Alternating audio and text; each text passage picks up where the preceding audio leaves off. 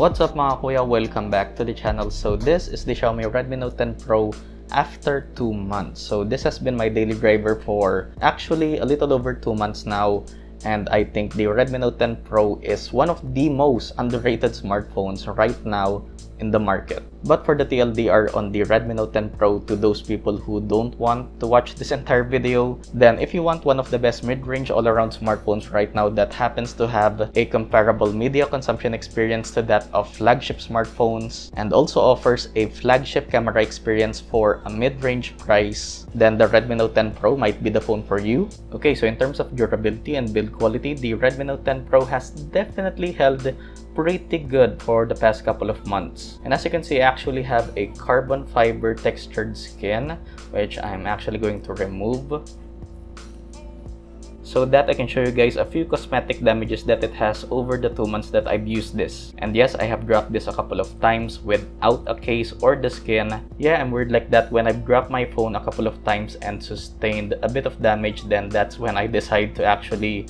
put a case or a skin for this. So I've recently bought a case for this and will be installing another skin after this video. So yeah, this is pretty much the only scuff that it has on the glass back, and you can actually see a noticeable dent here on the bottom left corner of the frame, and one that's actually barely noticeable here on the top right of the frame. And one correction actually with the frame of the Redmi Note 10 Pro, which I mentioned in my full review of this and in my comparison video of this to the Poco X3 Pro, is that the frame of the Redmi Note 10 Pro is actually also plastic. So yeah, I apologize again for that confusion. But other than those cosmetic damages that it was able to sustain, again, the front is Corning Gorilla Glass 5, same goes for the back, and a solid plastic frame. And I can confidently say that the Redmi Note 10 Pro definitely has one of the best builds in any mid-range smartphone right now. And of course, it doesn't hurt that it has a really elegant and sexy S-F design.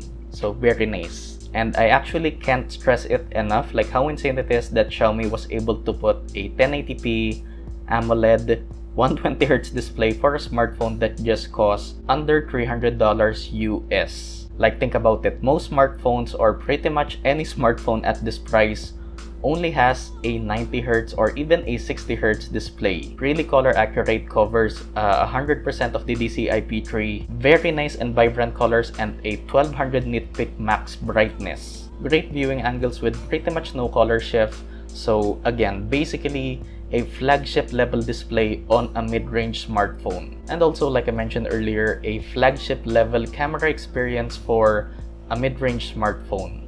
And that's not because it has a 108 megapixel camera, but because of the great image processing and software that Xiaomi has. So I'll let these videos and pictures speak for themselves.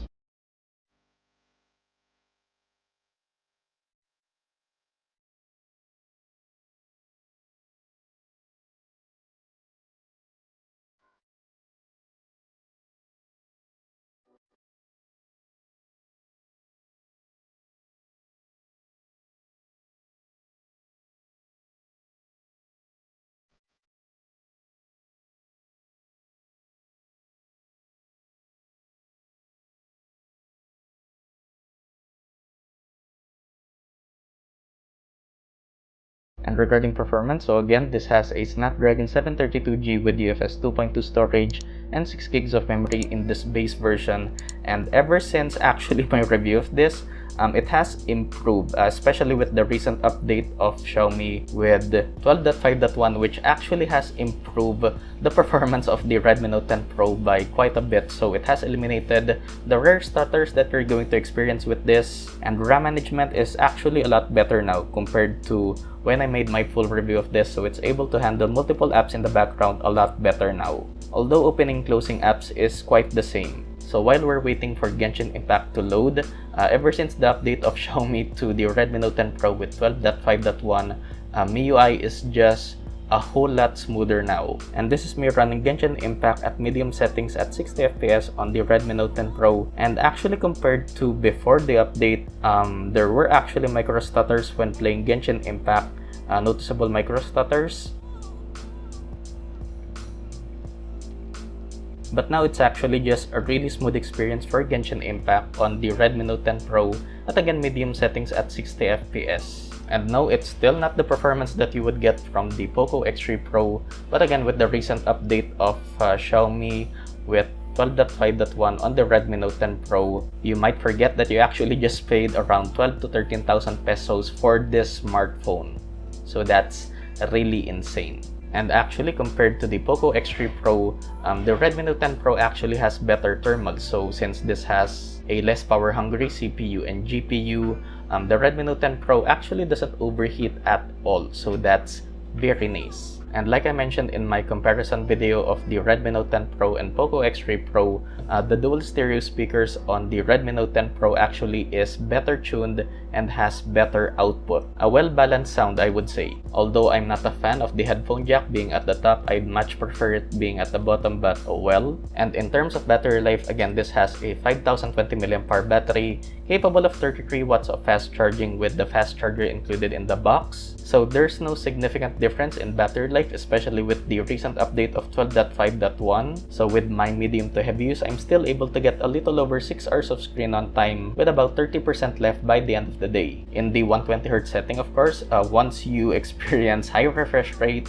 you can't really go back to 60Hz. Of course, if you do want to get significantly better battery life on your Redmi Note 10 Pro, then by all means, go back to 60Hz. I mean, yeah, it's your choice. And yeah, even after more than 2 months, the Xiaomi Redmi Note 10 Pro is still a fantastic device, actually a steal, just on the display and camera alone for 12 to 13,000 pesos, and you can actually get this under 12,000 pesos when it's on sale.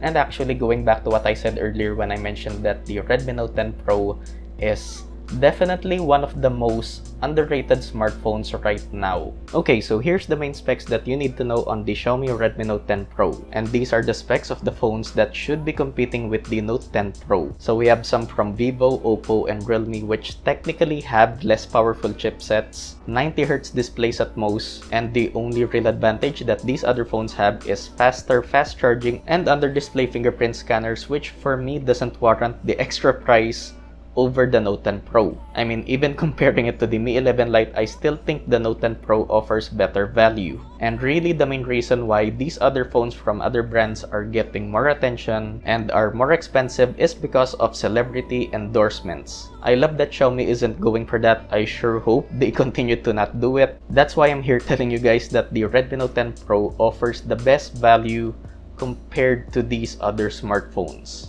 So yeah mga kuya, that's the Xiaomi Redmi Note 10 Pro after 2 months, and why I think this is one of the most underrated smartphones right now, and it's not getting the love that it deserves. And of course, the easiest way to support the channel is by leaving a like, consider subscribing, and turn on notifications so we can balance this out. As always, stay safe mga kuya. Thanks for watching, and I'll see you guys in the next one. Peace.